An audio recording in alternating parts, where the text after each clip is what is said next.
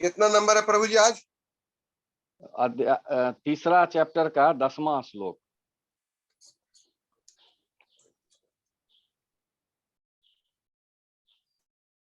हाँ प्रभु जी, स्टार्ट कीजिए।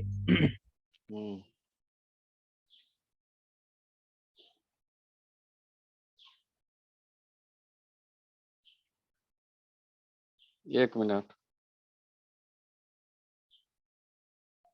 देवाय, हम चौपाई पढ़ रहे हैं श्लोक का।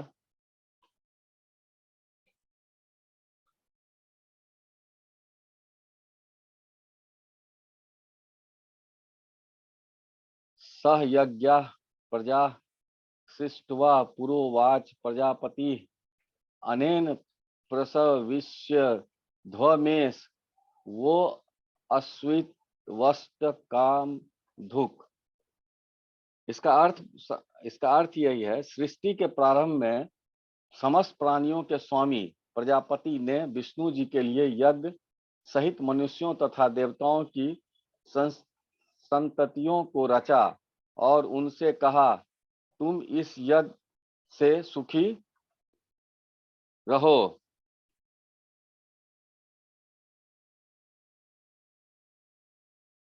तुम इस यज्ञ से सुखी रहो, क्योंकि इसके करने से तुम्हें सुखपूर्वक रहते तथा मुक्ति प्राप्त करने के लिए समस्त वांछित वस्तुएं प्राप्त हो सकेगी।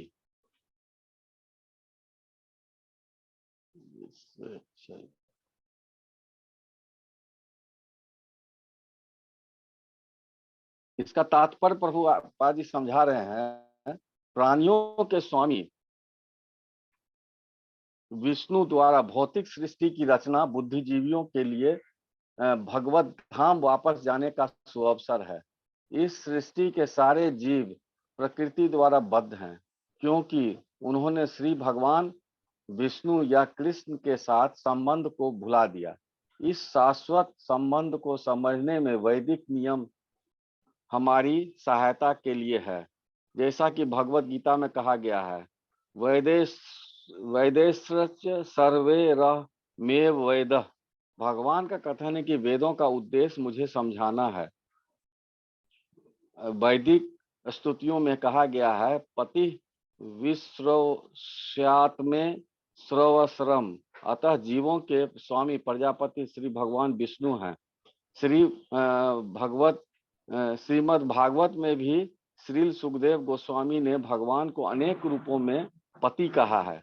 श्रियः पतिर ज्ञापति प्रजापतिर धियांग पति पतिर्लोक पतिर धरात्पति पतिर गतिश्चांध चांधक वृष्णि सात्वंग तांग प्रसिद्ध तांग में भगवान सत्तांग पति। प्रजापति तो भगवान विष्णु हैं और वे समस्त प्राणियों के, समस्त लोकों के तथा सुंदरता के स्वामी पति हैं और हर एक के त्राता हैं। भगवान ने इस भौतिक जगत को इसलिए रचा है कि बद्ध जीव यह सीख सके कि वे विष्णु को प्रसन्न करने के लिए किस प्रकार यज्ञ में, जिससे वे इस जगत में चिंता रहित होकर सुखपूर्वक रह सकें तथा इस भौतिक देह का अंत होने पर भगवत धाम को जा सकें। बद्ध जीव के लिए ही यह संपूर्ण कार्यक्रम है। यज्ञ करने से बद्ध जीव क्रमशः कृष्ण भावना भावित होते हैं और सभी प्रकार से देवतुल्य बनते हैं। कलयुग में वैदिक शास्त्रों ने संकीर्तन यज्ञ, भगवान के नामों का कीर्तन का विधान किया है और इस दिव्य विधि का प्रवर्तन चैतन्य महाप्रभु द्वारा इस युग के समस्त लोगों के उद्धार के लिए किया गया है। संकीर्तन यज्ञ तथा कृष्ण भावना मृत में अच्छा तालमेल है। श्रीमद् भागवत में संकीर्तन यज्ञ के विशेष प्रसंग में भगवान कृष्ण का अपने भक्त रूप चैतन्य महाप्रभु रूप में निम्न प्रकार से उल्लेख हुआ है। कृष्ण वर्णं तुषा कृष्णं सांगोपांग शस्त्र पार्षदम यज्ञ संकीर्तन प्रार्यरे जानती ही सुमेघ धसा। इस कलयुग में जो लोग पर्याप्त बुद्धिमान हैं वे भगवान की अब उनके पार्षदों सहित संकीर्तन यज्ञ द्वारा पूजा करेंगे। वेदों में वर्णित अन्य यज्ञों को इस कलयुग में कर पाना सहज नहीं है, किंतु संकीर्तन यज्ञ सुगम है और सभी दृष्टि से अलौकिक है, जैसा कि भगवत गीता में संस्तुत की गई है। तो इसमें इस श्लोक में हम देखते हैं कि इस श्लोक आप अपने जीवन में इस तरह से लीजिए, ये श्लोक जो है ना, एक बहुत ही संस्कारी और धनवान पिता और उसका बेटा जो है, जो पिता से लड़ के घर से बाहर चला गया है, उसके बारे में हम इसका उदाहरण ले सकते हैं। जैसे पहले ये कहानी समझ लेते हैं, उसके बाद हम लोग बात करेंगे। जैसे एक बहुत सुसंस्कारी और आध्यात्मिक और पुण्यात्मा पिता है, जिसके पास काफी धन संपत्ति है, लेकिन उसका बेटा जो है उनके साथ रहना नहीं चाहता है। उनका बेटा चाहता है कि हम अलग से रहें, पिताजी से अलग से रहें, क्योंकि अलग से आप अपने ढंग से मौज मस्ती से रहेंगे, सुबह में 10 बजे उठेंगे।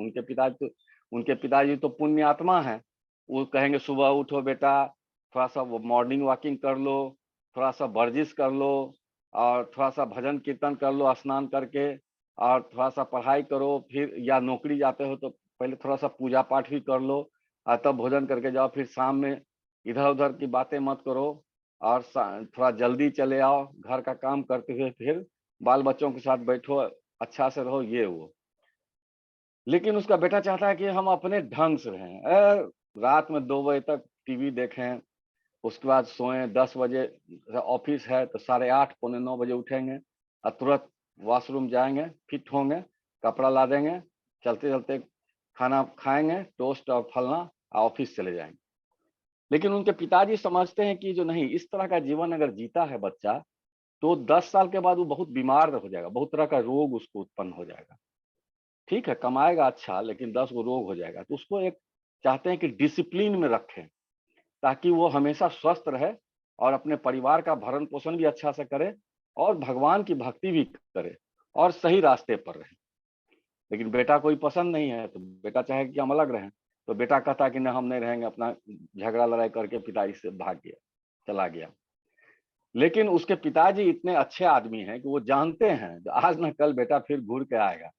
इसको अभी समझ नहीं, अभी दूसरे को देखता है ऐसे करते हुए तो ऐसे करता है, ये नहीं देखता है दूसरे को कितना बड़ा बड़ा रोग है। किसी को थायराइड है, तो किसी को डायबिटीज है, किसी को हार्ट का बीमारी है, कोई चलते चलते 10 कदम चलता है हाँफ जाता है, तुरंत उसको कार चाहिए। थोड़ा सा गर्मी बर्दाश्त नहीं होता है तो एसी चाहिए, और उसका 75 को रोग हो जाता है, थोड़ा सा धूप में रहता है। इस सब से बचाने के लिए उसको उसके पिताजी चाहते हैं, लेकिन वो नहीं मानता है। वो कहता है कि नहीं, हम वो लोग ऐसा करता है, वो हाई सोसाइटी का आदमी ऐसे करता है, हम भी ऐसा ही करेंगे। तो वो चला जाता है। लेकिन पिताजी जानते हैं जब ये बाहर जाएगा तो इसको बहुत सी समस्याओं का सामना करना पड़ेगा और ये बहुत प्रॉब्लम में पड़ जाएगा।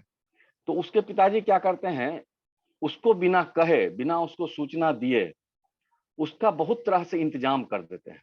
जैसे अपना स्पाई छोड़ के या उसके किसी दोस्त से चुपचाप खबर लेते हैं कि कहाँ डेरा लेने वाला है, तो चाहता है पॉश कॉलोनी में डेरा लें। भाड़ा कितना है वहाँ, तो 20,000 रुपया महीना। अब वो दे तो पाएगा नहीं, तो वो खोज रहा है कि 6-7 हजार रुपया महीना वाला मिल जाए। तो पिताजी क्या करते हैं, चुपके से 14,000 रुपया अपने तरफ से देते हैं मकान मालिक को, और उसको कहते हैं कि ठीक है, उसको 7,000 कहिए देने के लिए, उसको रहने दीजिए। उसी तरह किराना दुकान में भी कुछ व्यवस्था कर देते हैं, कुछ पेमेंट कर देते हैं, उससे कम में लिया जाता है। इसी तरह बहुत सा व्यवस्था चुपचाप लगा देते हैं और वो उसमें जाकर रहने लगता है। कुछ दिन देखता है कि सब चीज तो ठीक ठाक चल रहा है, लेकिन कुछ दिन के बाद उसको लगता है कि जो मन बढ़ते जाता है, तब सब चीज में पिताजी तो नहीं दे पाएंगे, क्योंकि पिताजी को दे पाएंगे, लेकिन पिताजी को पता नहीं, अभी तत्काल तुरंत उसको मन क्या करेगा। अभी बैठे बैठे उसको मन करेगा कि 25 लाख का मकान खरीद लें, तो वो थोड़े, पिताजी को तो पता ही नहीं चलेगा जो खरीदवा देंगे।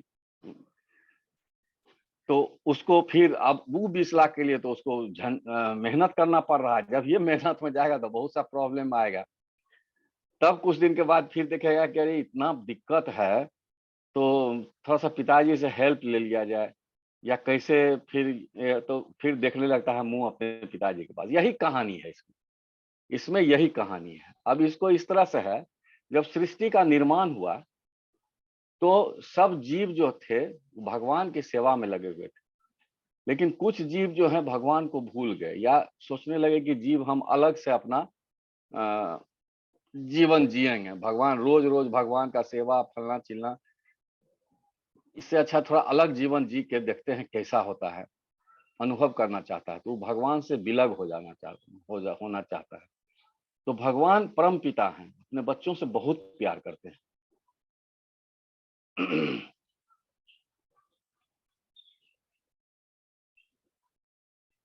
तो भगवान क्या करते हैं, सारा पृथ्वी का व्यवस्था कर देते हैं, पृथ्वी को बना देते हैं, और पृथ्वी में सारी तरह की सुविधाएं डाल देते हैं। उसको जीने के लिए जो है पंच तत्व, हवा पानी सूरज की रोशनी आसमान, ये वायु जल जो है सब कुछ है, अन्न अन्न है, खूब सुंदर सुंदर फूल है, फल है, खूब सुंदर सुंदर दृश्य है, नदी है, पहाड़ है, समुद्र है, सब चीज है। उसको अपना मेहनत अगर वो करे और अपना बुद्धि का उपयोग करे तो पृथ्वी में अधिक से अधिक सुख भोगने का उसको व्यवस्था है। औरत भी है, औरत है तो औरत के लिए मर्द है, मर्द है तो औरत के लिए और औरत है। इसी तरह सारा सुख की व्यवस्था उसको भगवान करके दे दिया है। अब वो आता है यहाँ पर तो सुख भोगने लगता है, लेकिन सब जब सुख भोगने लगता है तो क्या होता है, जब आप भोग भी ज्यादा कीजिएगा तो आपके शरीर में रोग आएगा, और जब शरीर में रोग आने लगता है तो सुख भोग नहीं हो पाता है। अब आप बहुत सुख भोग लिए तो आप हरदम अच्छा अच्छा मिठाई खाते हैं, घर में सोए रहते हैं, थोड़ा चलते फिरते भी नहीं है, तो आपको डायबिटीज हो जाएगा। और डायबिटीज जब हो जाएगा तब डॉक्टर कहेगा कि आपको चीनी कम खाना चाहिए, तो आपका मिठाई खाना बंद हो गया, चावल नहीं खाना चाहिए, बहुत तरह का चीज मना कर देता है। अब है क्या, जो पैसा है लेकिन भोग नहीं पा रहा है, तब उसको फ्रस्ट्रेशन होता है। उसका बाल बच्चा है, बात मानना, छोटा है तो पापा पापा कर रहा है, बड़ा हुआ तो पापा पापे को कर रहा है, जो बेटा बेटा करो तुम, हम आपका बात नहीं मानेंगे, पापा आप तो समझते ही नहीं है। तब उस समय पापा ही बेटा का बात समझने लगते हैं। तो धीरे धीरे उसको दुख का बहुत सा अनुभव होने लगता है। 10 को रोग हो जाता है, 10 तरह का कलह परिवार में, समाज में, इस सब तरह का होने लगता है। ऑफिस में बहुत काम करना पड़ता है, 10 तरह का उसको प्रॉब्लम सब होने लगता है। जब प्रॉब्लम सब उसको सामने आने लगता है तब एक जीवन के एक पड़ाव पे आके वो सोचता है कि प्रॉब्लम कैसे सुलझाया जाए।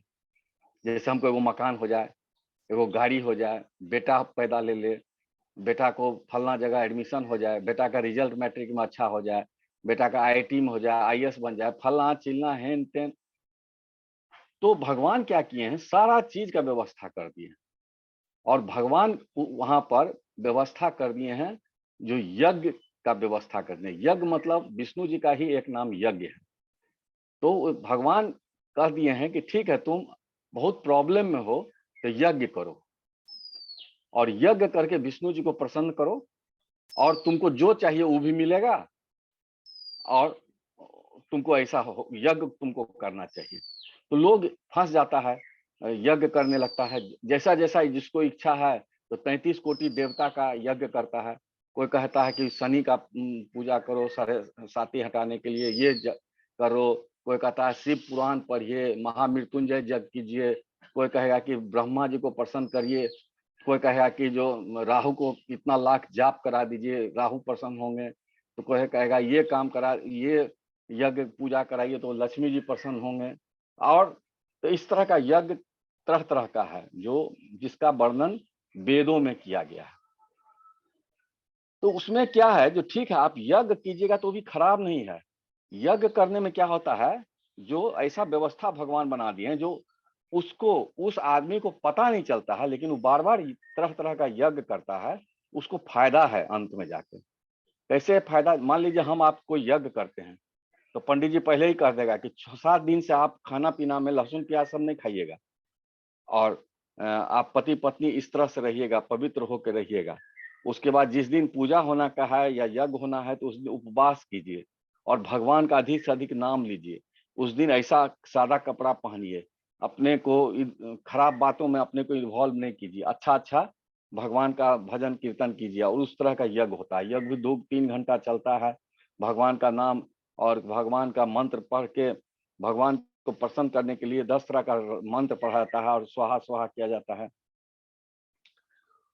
तो वो करने से क्या होता है, धीरे धीरे मनुष्य में सो एक अनुशासन पैदा हो जाता है, और उससे क्या होता है, उसकी मन की शुद्धि बढ़ जाती है। ठीक है, 2 या 3 महीना पर 4 महीना पर यज्ञ करता है, लेकिन उसको याद रहता है जो इस तरह से करने से सो ऐसा होता है। तो बार बार जो यज्ञ करेगा ना वो, तो उसको ये पता चलता है जो हमको गलत सलत काम बेसी नहीं करना चाहिए, क्योंकि यज्ञ करते समय तो हमको कहा गया था तो अच्छा ढंग से रहो, तो हम जनरल जीवन में क्यों नहीं अपनाए। और खाना पीना पर कंट्रोल कहा जाता है यज्ञ के समय, जो आप इस तरह से खाना पीना नहीं, घी मांस मछली छोड़ दीजिए, और जिस दिन यज्ञ उस दिन तो उपवासे कर लीजिए, रात जब खत्म होगा तो शाम में खाइएगा। और वो भी क्या, मांस मछली नहीं खाइए, सादा भोजन खाइए या फल, दूध फल वगैरह सब खाइए, शुद्ध शीतल भोजन कीजिए। तो इससे क्या होता है ना, बार बार यज्ञ करने से आदमी का मन बुद्धि अहंकार में शुद्धता आने लगती है, और जब शुद्धता आने लगती है तब धीरे धीरे उसका मन भी शुद्ध होने लगता है। और तब वो जो भगवान का मंत्र पढ़ता है या भगवान के बारे में कुछ सोचता है, संकीर्तन कुछ करता है, तो उसका भगवान उससे बहुत खुश हो जाते हैं। और तब जाके अंत में बार बार वो करेगा तो उसका डिसिप्लिन जीवन हो जाएगा, और तब उसको भगवत धाम की प्राप्ति हो सकती है। लेकिन ये लंबा प्रोसेस है, ये जो बहुत लंबा प्रोसेस है। तो इस तरह का यज्ञ जो है ना, जिसमें इसमें कहा गया है, जो भगवान विष्णु कहते हैं कि तुम यज्ञ करो, हमको प्रसन्न करो। तो ऐसा है जो जैसे आप कोई भी तरह का यज्ञ कीजिए, शिव जी वाला यज्ञ कीजिए, इंद्र का यज्ञ कीजिए, या काली जी का यज्ञ कीजिए, या सरस्वती जी का यज्ञ कीजिए, या दुर्गा जी का यज्ञ कीजिए, या राहु का कीजिए, कुछ यज्ञ कीजिए, उसका जो भोग होता है वो सबसे पहले जब हम अग्नि में डालते हैं तो पहुंचता है विष्णु जी के पास, क्योंकि यज्ञ का ही दूसरा नाम विष्णु है। तो उनके पास पहुंचता है, तो वो जब ग्रहण करते हैं भोग, तब वो भोग फिर जाता है उस देवता के पास और रिटर्न होके, और फिर वो देवता आपको प्रसन्नता, आप प्रसन्न होते हैं। वो भगवान का उच्छिष्ट खा के जब देवता प्रसन्न होते हैं, तब देवता आशीर्वाद देते हैं मनुष्य को, जो हाँ तुम्हारा ये इच्छा पूरा होगा। इस तरह से चलता है। तो इसमें है जो भगवान विष्णु स्पष्ट बोले हैं, जो ये इस तरह से तुम करोगे पृथ्वी में जाके भी, तो तुमको सो धीरे धीरे भगवान के पास जाने का रास्ता मिल जाएगा। ये भगवान श्री कृष्ण ये अर्जुन को इस तरह से इसलिए समझाए हैं कि भगवान श्री कृष्ण बहुत हाई फंडा से पहले समझाए सब कुछ। श्लोक का 9 नंबर श्लोक तक या उससे पिछले वाले अध्याय में बहुत हाई फंडा से, जैसे सांख्य योग हुआ, ध्यान योग, ज्ञान योग, ये बहुत कर्म योग, ये सब से बहुत ऐसा समझाए जो आत्मा के स्तर पर समझाए। तब भगवान सोचे कि जो बहुत आदमी को यह चीज समझ में आएगा कि नहीं आएगा, तो अर्जुन फिर क्वेश्चन यही पूछा। तो अर्जुन तो सब चीज जानता है, लेकिन वो जानता है कि मनुष्य बहुत तरह का है, बहुत आदमी को ज्ञान है नहीं है, उसको समझाने के लिए तो भगवान क्या किए, उसको थोड़ा लोअर ढंग से समझाए। जो ठीक है, मनुष्य यही ना चाहता है हमको भौतिक सुख मिले। तब भगवान कहते हैं कि जो ठीक है, तुम छोड़ दो पिछला सब बात, बड़का बड़का बात सब, सांख्य योग, ध्यान योग, हठ योग, फलना टिलना सब कुछ छोड़ दो। तुम यही सोचो जो पृथ्वी पर आए हैं भौतिक सुख प्राप्त करने के लिए, लेकिन भौतिक सुख प्राप्त करते करते तुमको अपने तुमको जो आय होता है उससे भगवान को का यज्ञ करो, समय समय पर पूजा पाठ करो। जैसे सत्यनारायण भगवान का पूजा है तो बहुत तरह तरह का पूजा पाठ होता है, या 33 कोटि देवता है, तो जिस देवता से तुमको जो चीज ग्रहण करना है, जो मनोकामना पूरा करवाना है, उनका यज्ञ करो। तो ये व्यवस्था भी तुम करोगे ना, तो तुम भौतिक सुख भी प्राप्त करोगे और तुम्हारा आध्यात्मिक अर्जन भी होगा और उसमें तुम प्रोग्रेस करोगे। तो इसलिए भगवान बोले हैं कि जो चलो एक वो व्यवस्था बना देते हैं, सकाम कर्म प्लस यज्ञ, धीरे धीरे उसका उद्धार होगा। लेकिन ये काम जो है ना, बहुत ये क्या कहते हैं, कठिन, अति धीरे धीरे वाला प्रोसेस है। ठीक वैसा ही है जैसे आप जाते हैं, ये धीरे धीरे जाकर मनुष्य में शुद्धिकरण आता है, इसमें उसमें टाइम लगता है। उसका उदाहरण हम इस तरह से ले सकते हैं, जब जैसे हम ट्रेन में जाते हैं चढ़ने के लिए, तो हमको ई प्लेटफॉर्म से वो प्लेटफॉर्म जाने के लिए, या किसी कहीं पर कोई मॉल पर गए 7 मंजिला, या कोई होटल में हम गए, तो कोई आदमी 8 तल्ला पर जा रहा है, तो सीढ़ी पर चढ़ के जा रहा है, तो उसको कितना टाइम लगेगा सीढ़ी पर, और हाँफ भी जाएगा, उसको घुटना में दर्द भी हो जाएगा, चलते चलते थक जाएगा। और एक आदमी आया, लिफ्ट में घुसा, बटन दबाया, सटाक से चला गया 8 मंजिला। तो क्या क्या चीज, कौन अच्छा है भाई? तो वो लिफ्ट अच्छा है। तो उसी तरह ये जो यज्ञ वाला जो व्यवस्था है, जिसका कि वर्णन वेदों में किया गया है, और कर्मकांड जिसको कहते हैं, और विभिन्न देवताओं को खुश करते करते ऊपर जाने का जो बात है, तो उसमें बहुत टाइम लगता है। वो सीढ़ी वाले चढ़ने का बात है उसमें। और इसमें है क्या, जो अगर संकीर्तन यज्ञ अगर पकड़ लीजिएगा आप कृष्ण भावना भावित में आके, तो आप सटाक से ऊपर चले जाइएगा, उसमें इतना मेहनत का जरूरत नहीं है। यही चीज भगवान इसमें समझाया है। तो प्रपाद जी इसमें समझा रहे हैं कि देखिए, वो रास्ता लंबा भी है, कठिन भी है, और कलयुग में क्या है, जो हम यज्ञ अच्छा से नहीं कर पाएंगे, हमको उतना अच्छा घी नहीं मिलेगा, उतना अच्छा पंडित नहीं मिलेगा जो मंत्र का अच्छा से उच्चारण कर सके। और शुद्ध पंडित जो है, जिसका कि आत्मा से भी शुद्धता है और मन भी शुद्ध है, पवित्र आदमी है, उस सब की कलयुग में कमी है। और जो भी हम यज्ञ में जो चीज भगवान को आहुति करना चाहते हैं, वो प्योर हमको नहीं मिलेगा। इसमें क्या होता है, जो आपका पैसा भी खर्च होगा और आपको उसका फल भी अच्छा नहीं मिलेगा, और झूठ मूठ के आप लुटाइएगा भी, तब भी आपका वही हाल हो जाएगा, जो आपको लगेगा कि आज इतना पैसा लगाएं और इतना कम हमको रिटर्न आ रहा है। तो ये करना बेकार है कलयुग के लिए। तो भगवान श्री कृष्ण क्या किए, जो आज से 550 साल पहले चैतन्य महाप्रभु के रूप में प्रकट हुए, और मनुष्यों को ये बताए, जो देखो पहले ही के हिसाब वाला जो जग है, जो त्रेता द्वापर सतयुग में किया जाता था, वो सब को छोड़ दो, और कलयुग में उसके लिए तुमको उतना समय नहीं है, जो उतना 33 कोटि देवता में इतना सब चीज को, सब मनोकामना पूरा करने के लिए अलग अलग देवताओं को खुश करते रहो, तभी करोगे तो तुम्हारा कुछ नहीं होने वाला। ऐसा करो जो एक ठो को पकड़ो, सारा चीज तुमको मिल जाए। तो वो बोले कि जो यज्ञ का भी छोड़ दो बात, अब यज्ञ में हवन करना है, 10 को आदमी आएगा, उसको बैठने का व्यवस्था करना है, खाना पीना है, फिर उस दिन भोज भात होगा, प्रसादम है, ये है वो है, यज्ञ में भी बहुत खर्च होगा, तो यज्ञ होगा भी नहीं ठीक। इससे अच्छा है तुम संकीर्तन यज्ञ करो। संकीर्तन यज्ञ क्या है, जो भगवान का नाम लीजिए संकीर्तन यज्ञ में, और कृष्ण भावना भावित हो जाइए। तो भगवान का नाम क्या है, जो 16 अक्षर का महामंत्र जो है, हरे कृष्ण कृष्ण कृष्ण हरे हरे, हरे राम राम राम हरे हरे, ये संकीर्तन यज्ञ कीजिए। डेली 16 माला अगर आप कर लेते हैं, तो फिर दिन भर कुछ करने की आवश्यकता नहीं है। और 16 माला डेली कीजिएगा, तो आपको धीरे धीरे अपने लाइफ स्टाइल में डिसिप्लिन भी आने लगेगा, और आपकी आत्म शुद्धि भी होने लगती है, और धीरे धीरे आप अपने को स्वच्छ और मन को शांत रखने लगिएगा। और डेली 16 माला अगर जप करते हैं, तो समझिए कि जो 28,000 बार भगवान का नाम लिए, और आपका सांस चल रहा है 22-23,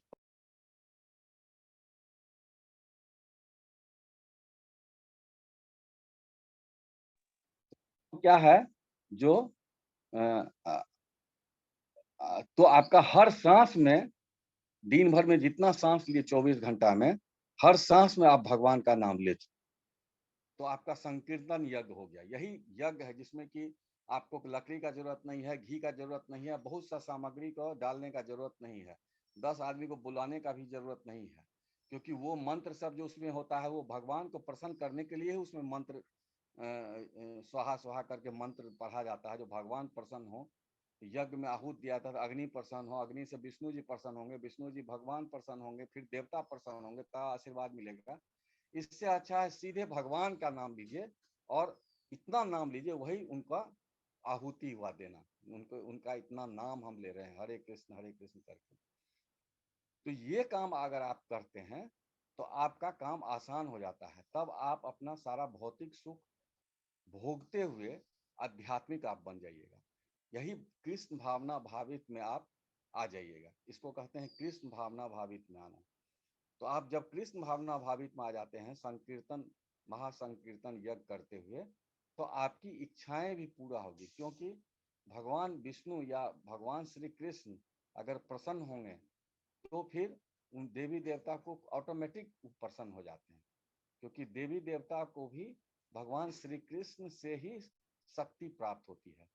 तो हम जैसे कहता है ना, पेड़ के जड़ में ये डालिएगा तो डाली और पत्ता को अपने आप सब खुराक मिल जाता है। उसी तरह होता है, जब भगवान श्री कृष्ण अच्छे हों, प्रसन्न होंगे, तो सारी देवी देवता आपका प्रसन्न हो जाएंगे और आपको आपका मनोकामना भी पूरा हो जाएगा। आप अपने भौतिक तृप्ति भी आप कीजिएगा और आपका मन जो है सो भौतिक सुख प्राप्त करने में, गलत ढंग से भौतिक सुख प्राप्त करना भी आपका अपने आप रुक जाएगा। उस तरफ मन नहीं भटकेगा। अच्छे कामों, अच्छे ढंग से और एक शास्त्र के अनुसार भौतिक सुख कैसे प्राप्त किया जाता है, वो आपको महासंकीर्तन यज्ञ के द्वारा प्रेरणा आपको मिलेगी। तो वो प्रेरणा कैसे मिलेगी? जब ही हरे कृष्णा महामंत्र का जप कीजिएगा तो आपको क्या कैसे करना चाहिए भगवान को प्रसन्न करने के लिए, ये आपको महसूस होने लगेगा। जो क्या करें कैसे करें, तो इसके लिए आपको शास्त्र पढ़ना पड़ेगा, जो शास्त्र में लिखा हुआ है, जो भगवान कैसे प्रसन्न होते हैं। और शास्त्र को समझने के लिए आपको एक गुरु चाहिए जो समझाएंगे, जो भगवान कैसे, शास्त्र में क्या लिखा हुआ है।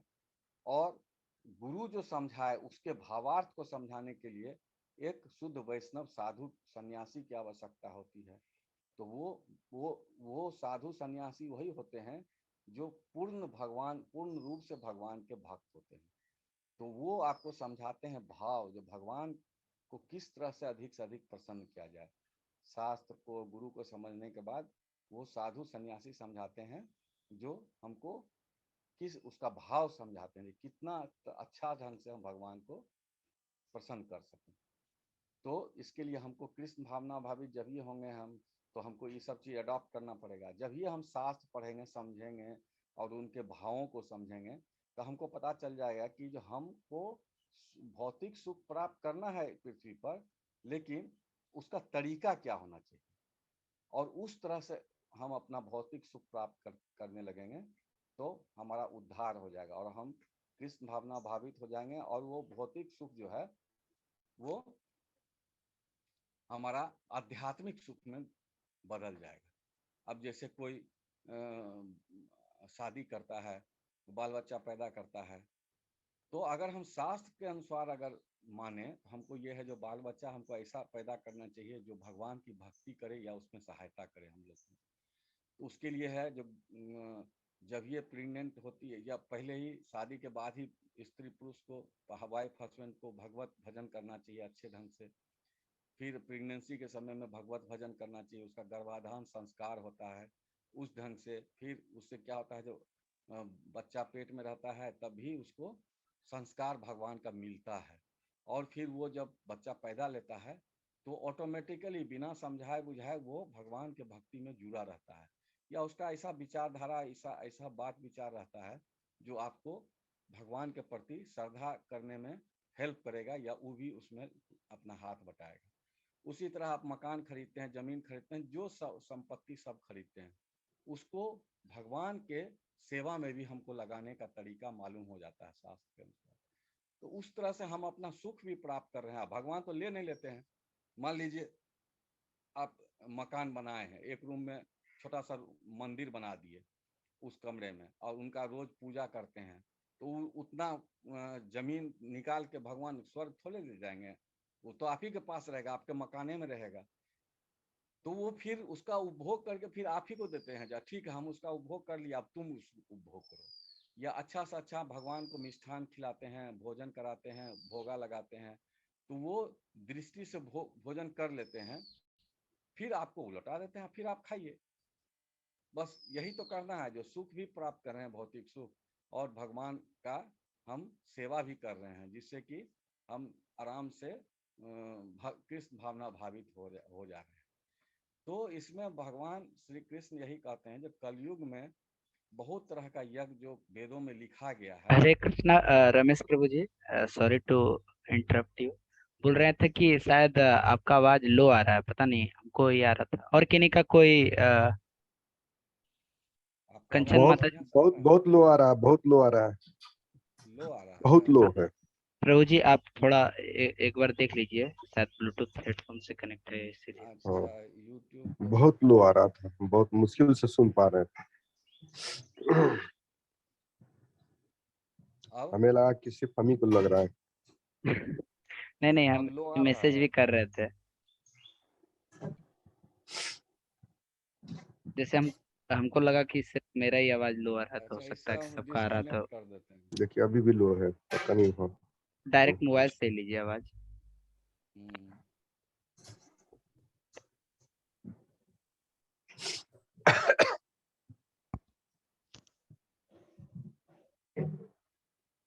प्रभु जी बोलते हैं कि ऐसे ही कथा करते रहे, पता चले कि आवाज पहुंच ही नहीं रहा है, बीच में लिंक का हाँ, प्रॉब्लम है। नहीं फिर देख ऐसा होता ना कि हम भी सोचते हैं शायद मेरा नहीं है, चलो कान दम मोबाइल को दम कान में लगाए हुए हैं, वीडियो ऑफ करके एकदम कान में लगाए हुए हैं, सुनाई पड़ती है धीरे धीरे। हमको चलो मेरा मोबाइल पुरान है इसीलिए हो सकता है मेरा हो। कोई बात नहीं, प्रभु जी आप कंटिन्यू कर सकते कंटिन्यू कीजिए अच्छा प्रभु ठीक जी। ठीक।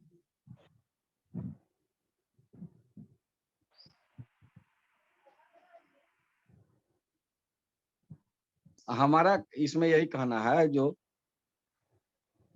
हमारा इसमें यही कहना है, जो इसमें श्लोक में यही प्रभुपाद जी समझाए हैं और भगवान श्री कृष्ण भी समझाए हैं। जो आदमी भगवान को भूल के या भूल गया है, तो वो आ जाता है पृथ्वी पर। लेकिन परमात्मा जो है, भगवान जो है, वो इतने दयालु हैं, जो अपने बच्चों से हमेशा प्यार करते हैं। तो वो पृथ्वी पर सारा सुख सुविधा आपको दे दिए हैं, और उस सुख सुविधा को भोगने के लिए आपको दे दिए हैं। और भगवान खाली देखते हैं, कुछ नहीं कहते हैं, आपको जो भोगना है भोगिए। लेकिन भगवान ये व्यवस्था लगाए हैं, जो ठीक है तुम ये भोगो, लेकिन भोगोगे, खाली भोगने पर ध्यान रहेगा, तब तो तुम जन्म मृत्यु के चक्कर में पड़ जाओगे। हमेशा जन्म लो मरो, फिर जरा व्याधि, जन्म मृत्यु जरा व्याधि से आपका छुटकारा नहीं मिलेगा, और 10-84 लाख योनि में घूमते रहिएगा। तो ठीक है, तुम उससे छुटकारा पाने के लिए तुमको हम सब चीज दिए हैं भोगने के लिए, तुम भोगो, लेकिन हमको भी साथ साथ याद करो। तुम ये अपना जो सुख, जो चीज से तुम सुख भोगना चाहते हो, उसको भगवान को केंद्र में करके, और उस भोगा को भी भगवान में लगा के तब उसको भोगो। तो उससे क्या होगा, तुम भगवत धाम आने के लिए तुम्हारा रास्ता साफ हो जाएगा, और तुम्हारा जन्म मृत्यु के चक्कर से भी तुम बच जाओगे, और तुम क्या कहते हैं, फिर तुम भगवत धाम आ जाओगे। भगवत धाम आ जाओगे तो फिर आराम से मेरे संरक्षण में रहोगे। हमको क्या चीज का कमी है? तुमरे ऐसे ऐसे करोड़ों बेटा को हम पाल रहे हैं, और हमको तो कोई चीज का कमी नहीं, हर चीज मेरे पास अनंत है। तुम यहाँ सुख भोगो, हमारा सेवा करो, सुख भोगो।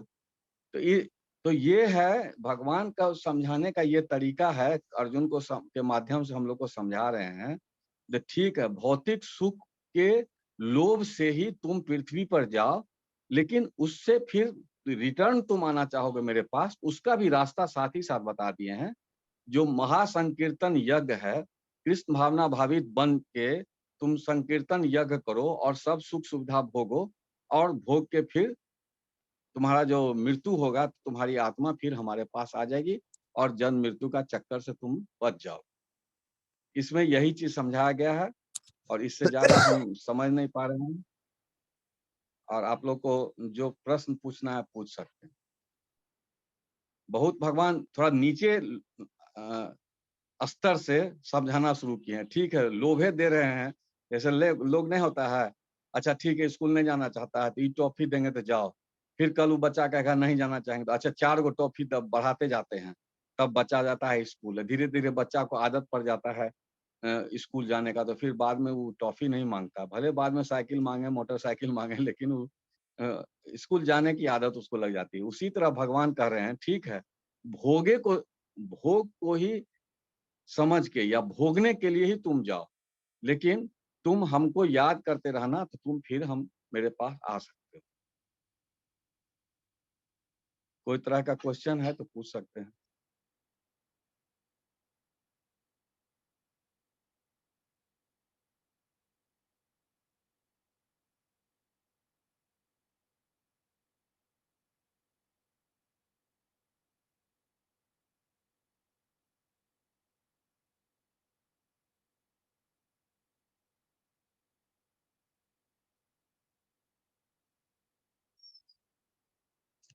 कोई तरह का प्रश्न है?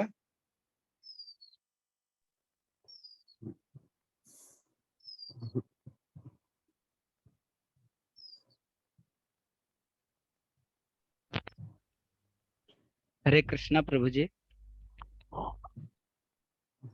हरे कृष्णा, कोई तरह का प्रश्न अगर है तो पूछिए। हाँ, मेरा प्रश्न है, मैं बोल रहा था कि जैसे देख बोले कि यज्ञ के लिए ये 16 शब्द का जो हरे कृष्णा मंत्र है ना, तो और भी बहुत सारे मंत्र हैं, जैसे गायत्री मंत्र है, ये सभी यज्ञ में प्रिस्क्राइब किया जाता है कि जब करना चाहिए। और भी बहुत सारे मंत्र हैं इसमें भगवान का नाम आता है, तो क्या वो सब हम लोग को हाईएस्ट परफेक्शन नहीं दे सकता? मतलब बैक टू गॉडेड हम लोग नहीं जाएंगे, सिर्फ हरे कृष्णा जप करके ही भगवान धाम जाएंगे, या यज्ञ का सबसे मैक्सिमम बेनिफिट इसी से मिलेगा? मतलब संकीर्तन यज्ञ जो आप बोल रहे थे। हाँ, तो फिर उसमें रोशनी ये डाल। है हाँ समझ गए बात। उसमें ये कहना है जो देखिए 33 कोटि देवता है और उनको खुश करने का उतना तरह का यज्ञ है, तो ठीक है उतना लोग यज्ञ नहीं करता है, अपने हिसाब से करता है, जिसको जो चीज प्राप्त करना है उस तरह का यज्ञ करता है। जो जैसे किसी को मकान लेना है, किसी को विद्या ग्रहण करना है, किसी को बाल बच्चा ये अच्छा हो इसके लिए यज्ञ करता है, जिसको जो है जीवन में कितना जरूरत पड़ता है उसी के हिसाब से 4-5 को यज्ञ करेगा जीवन में। वो यज्ञ करने का ना एक कर्म कांड उसको कहा जाता है। तो कर्म कांड करने का क्या है, जो एक निश्चित अनुशासन में और एक निश्चित विधि विधान से उसको किया जाता है। तो उस निश्चित विधि विधान को आप अपनाइएगा नहीं तो आपका कर्मकांड यज्ञ फेल कर जाएगा और आप पर उल्टा असर भी होता है। तो उसका जो यज्ञ करने का जो तरीका है उसको उसमें परफेक्शन होना चाहिए, उसमें गलती नहीं होनी चाहिए। तो इसीलिए भगवान कहे हैं, भगवान श्री कृष्ण बोले हैं और प्रभुपाद जी समझाए हैं, जो कलयुग में क्या होगा। सबसे पहले तो कलयुग में अभी हम ही लोग को देख लीजिए, अंग्रेजी पढ़े हैं तो ना अंग्रेजी का विद्वान हुए हैं, ना हिंदी का, और संस्कृत की तो बात ही छोड़ दीजिए। अब आप कोई ऐसा यज्ञ कीजिए जिसमें संस्कृत का 2-4 लाइन बोलना है और उस संस्कृत को उस ढंग से आप नहीं उच्चारण कर रहे हैं, तो आपका जो मंत्र का जो मीनिंग है ना वो बदल जाएगा। जैसे एक संस्कृत का एक वर्ड में 4 वर्ड घुसा रहता है, तो उसको तोड़-तोड़ के बोला जाता है। एक के बार आपको नहीं बोलना है। अगर एक बार ही बोल दीजिएगा तो उसका दूसरा मीनिंग हो जाएगा। उसको तोड़-तोड़ के बोला जाएगा, तब उसका सही मीनिंग आता है। तो उसके लिए कठिन चीज है, इसमें गलती भी नहीं होनी चाहिए। जैसे एक ठो यज्ञ हुआ था, उसमें इंद्र को मारने का यज्ञ हुआ था, किया गया था। उसमें क्या किया पंडित जी, जो इंद्र के पक्ष में थे उस मंत्र में थोड़ा-सा एक वर्ड को आगे पीछे करके बोलवाने लगा। उसमें क्या हुआ, इंद्र को मारने के बदला इंद्र को बचाने का उसका सिद्ध हो गया। इंद्र बच गए। उस कहानी हमको पूरा इसमें इसकी कहानी है, दीति करवाई थी ऐसा कुछ, तो तो गड़बड़ा गया उसमें। तो उस तरह का यज्ञ करने में क्या है, जो एक बहुत एक्यूरेसी चाहिए यज्ञ करने में, और सब मंत्र उच्चारण में मंत्र को किस तरह से उच्चारण किया जाए उसमें दक्षता हासिल होना चाहिए, नहीं तो मंत्र का अर्थ बदल जाता है और आपका काम बिगड़ जाएगा। तो ये कठिन काम करने से अच्छा है, भगवान श्री कृष्ण बोले, और उस मंत्र का क्या है, उस मंत्र को कितना भी शुद्ध रूप से आप बोलिएगा तो आपके शरीर की शुद्धि होगी, मन की शुद्धि होगी और आपके भोजन की शुद्धि होगी। फिर उसके बाद क्या करना है, उस मंत्र को हम कर करके क्या करते हैं, हम भगवान को खुश करने की कोशिश करते हैं। उस मंत्र को बहुत अच्छे ढंग से हम करेंगे, यज्ञ बहुत अच्छा ढंग से करेंगे, तो आहूत जो हम देंगे जाएगा विष्णु जी के पास या श्री कृष्ण जी के पास, और वो फिर उसको आप भोग करेंगे, भोग करके अपना उच्छिष्ट देवता को देते हैं। जहां वो देवता उसको भगवान का उच्छिष्ट या भोजन, बचा हुआ भोजन ग्रहण करते हैं, तो देवता में पावर आ जाता है, और जब देवता में पावर आ जाता है तो आपको वो आशीर्वाद देता है, ठीक है तुम्हारा ये मनोकामना पूरा हो। तो इतना करके जो मेरे पास आशीर्वाद आएगा, तो हम ऐसा क्यों नहीं करें जो सिर्फ सीधे हम भगवान श्री कृष्ण को ही प्रसन्न कर दें।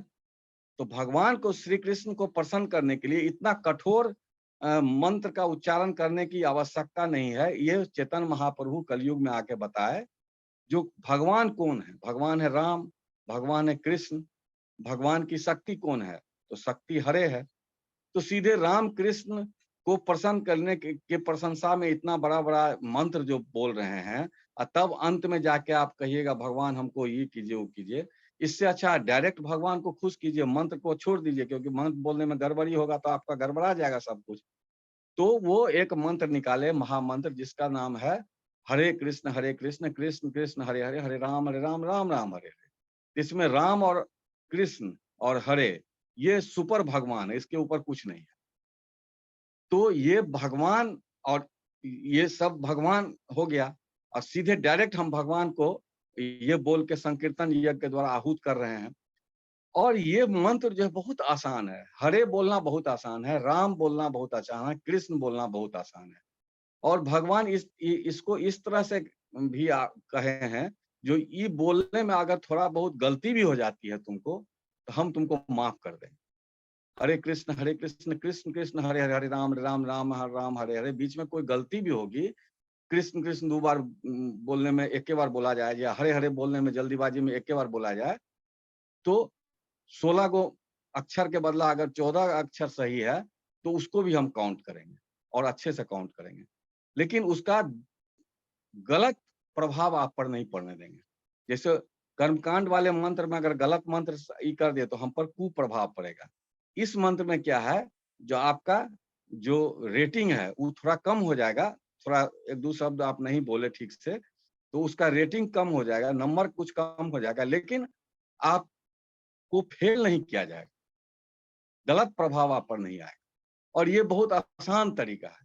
इसलिए महाप्रभु बोले हैं, चेतन महाप्रभु, जो संकीर्तन यज्ञ कीजिए वो सबसे आसान है। वो आप लैट्रिन में भी बैठ के बिना नहाए खाए, बिना मुंह धोए आप बैठ के आप कर सकते हैं। आप अगर शौचालय जाते हैं उसमें भी बैठे हैं और मने मन हरे कृष्ण मंत्र जाप कर रहे हैं, आपका काउंट होते चला जाएगा।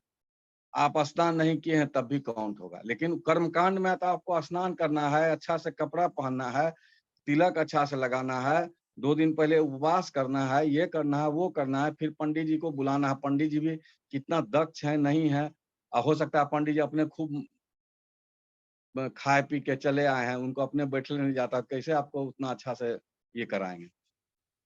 तो इसमें यही प्रॉब्लम है। इसीलिए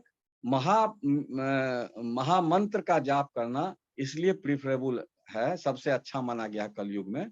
जो आपसे कुछ गलतियां त्रुटियां भी होती है तो उसका कुप्रभाव आप पर, कुपरिणाम आप पर नहीं पड़े। ये सबसे आसान तरीका है भगवान को प्रसन्न करने का।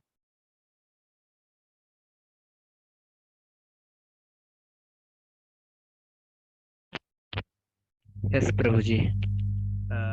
आप बता भी रहे थे कि जैसे श्लोका अगर इधर उधर हो जाता है, जैसे कुछ एक श्लोका आता है जिसमें इंद्रा ता हम्म, आकार ज्यादा बोला जाता है, तो उसका मतलब ये होता है कि इंद्रा को बचाना है। वही इंद्र बोला था तो हाँ हाँ उसका मतलब था कि इंद्र को हाँ उसको हाँ मारना है, ऐसा श्लोक आता है हाँ भागवतम। तो हाँ। आप बहुत अब अच्छा। जैसे देखिए ये गायत्री महा मंत्र जो है उसमें है ओम भूर्भुवः स्वः तत्सवितुर्वरेण्यं। अब उसके बाद है ओम भूर्भुवः स्वः तत्सवितुर्वरेण्यं भिगो ओम भूर्भुवः स्वः तत्सवितुर्वरेण्यं वरेण्यं भर्गो ओम देवस्य धीमहि। हाँ भर्गो देवस्य धीमहि धियो यो न प्रचोदयात्। लेकिन आप अगर बोलिएगा ओम भूर्भुवः स्वः तत्सवितुर्वरेण्यं भर्गो देवस्य एक के लाइन में बोल दीजिएगा तो मंत्र का अर्थी बदल जाता है। ओम भूर्भुवः स्वः तत्सवितुर्वरेण्यं फिर रुकना है। अब भृगो देवस धीमहि उसको फिर थोड़ा देर के बाद अलग से चालू करना है। लेकिन बोलते बोलते अगर आप बोल दीजिएगा ओम भूर्भुवः स्वः तत्सवितुर्वरेण्यं भर्गो देवस धीमहि धीमहि, तो इसमें गड़बड़ा जाता है। या आप बोलिएगा ओम भूर्भुवः स्वः फिर बोलिएगा तत्सवितुर्वरेण्यं भृगो देवस धीमहि धियो, तब इसका अंतर हो जाता है। तो इतना करने से आजकल का मनुष्य तो वैसे ही स्किलफुल नहीं है संस्कृत में, और क्या कहते हैं, और उससे कितना एक्सपेक्ट लोग किया जाएगा। इससे अच्छा है उसको कुछ आसान चीज दिया जाए जो दाएं से अडॉप्ट कर लेगा तुरंत और अपने अथी को बढ़ा देगा। ठीक उसी तरह है जैसे पहले लोग ऑफिस में काम करता था तो नोट्स बनाता था, जो कहते हैं ना, जो जैसे अपने उच्च पदाधिकारी को रिपोर्ट करना है कोई काम के बारे में तो नोट्स बना के दीजिए, क्या हुआ कैसे हुआ, कोई तरह का चीज के बारे में आप उनसे अप्रूवल लेना चाहते हैं तो कैसा नोट बना के दीजिए। तो नोट्स बनाने पर डिपेंड करता था किस तरह का वर्ड्स आप उसमें यूज कीजिए जो इम्प्रेस हो जाए और उसको लगे कि हाँ इसको अप्रूवल देना चाहिए। उसमें लोग 2-4 पन्ना लिखता था। आज के दुनिया में क्या है, जो कंप्यूटर में कहता है इसमें स्पेस नहीं रहता है जो उतना लिखिए। आज कहता है कि एकदम शॉर्ट में आप लिखिए। पहले लिखा जाता था with due respect I beg to say, या I beg to state that फलना फलना फलना फलना। अब उतना कंप्यूटर में जगह नहीं है। आजकल लिखा जाता है प्लीज भी नहीं कहता है, या कह सकते हैं प्लीज। प्लीज को PLEASE बोल नहीं, PL लिख दीजिए प्लीज, सैंक्शन, बस। ऑब्लाइज में सब कुछ नहीं। तो लोग क्या करता है, आजकल फास्ट है दुनिया, स्पेसो कम है, फटास के लिख देता है प्लीज सैंक्शन, और हम रिपोर्ट साथ में अटैच कर दिए हैं, अभी पढ़िए और सैंक्शन कीजिए, बात खत्म। उतना लिखने का जरूरत नहीं है। तो इसको लोग बड़ा आसानी से कर रहा है, काम भी बहुत तेजी से बढ़ रहा है, देख रहे हैं। तो उसी तरह वहां पर है, जो उतना करिएगा तो ये नहीं है। आपको एक ऐसा शॉर्ट ऐसा होना चाहिए मंत्र जिससे कि डायरेक्ट भगवान का नाम उसमें आ रहा है। सीधे हम बोल रहे हैं कृष्ण, सीधे बोल रहे हैं राम। अब देखिए विष्णु सहस्त्र नाम में विष्णु जी का सहस्त्र नाम है, उसमें राम और कृष्ण को ही चुना गया है। उतना नाम में विष्णु का हजारों नाम में राम और कृष्ण को ही चुन के रखा गया है, क्योंकि ये सबसे सूटेबल है। ब्रह्मा जी या गर्ग मुनि जब कृष्ण जी का नामकरण कर रहे तो ध्यान लगाए, या वशिष्ठ मुनि रामचंद्र जी का जब कर रहे तो ध्यान लगाए। उनको ध्यान में इस वर्ड को का ही नाम रखा जाए, उनको ध्यान में प्रेरणा आया भगवान की तरफ से, यही वर्ड तुम रखो। इस आदमी का नाम बहुत हो सकता है लेकिन ये वर्ड जो है एकदम परफेक्ट है। इस वर्ड से तुम जहां उच्चारण करोगे, कृष्ण भगवान या रामचंद्र जी संपूर्ण कंसंट्रेशन के साथ तुम्हारे तरफ देखने लगेंगे। जहां कृष्ण बोलिएगा तो संपूर्ण कंसंट्रेशन के साथ आपको देखने लगेंगे, ओ मेरा नाम पुकार रहा है।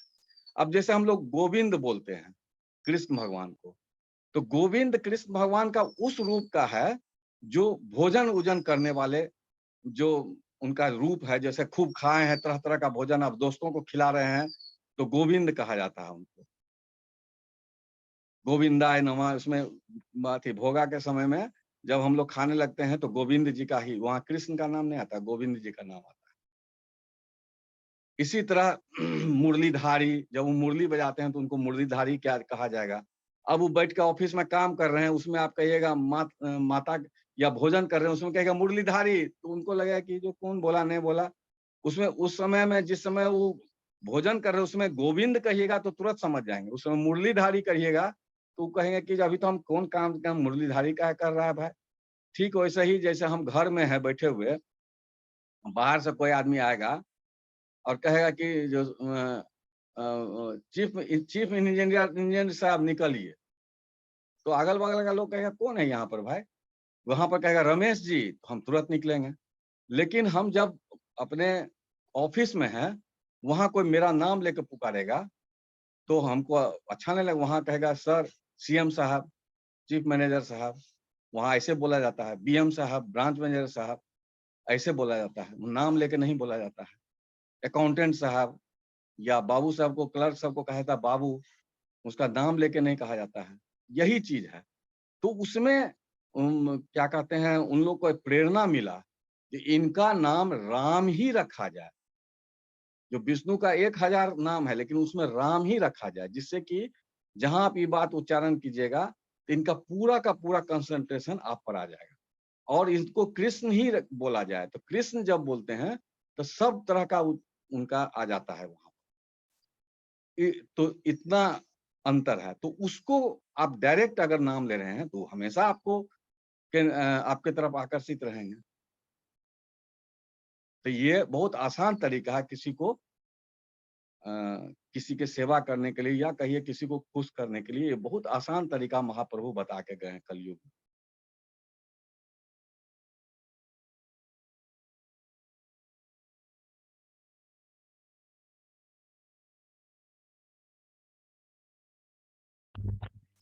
हरे कृष्णा, बहुत अच्छा समझाया प्रभु जी कि बाकी सब मंत्र, although it's very purifying but it is difficult to pronunciate, बहुत मुश्किल है उसको उच्चारण करना भी, इधर उधर हो जाए तो कितना नुकसानदायक भी हो सकता है। क्योंकि लेकिन सब आदमी तो विद्वान नहीं ना है।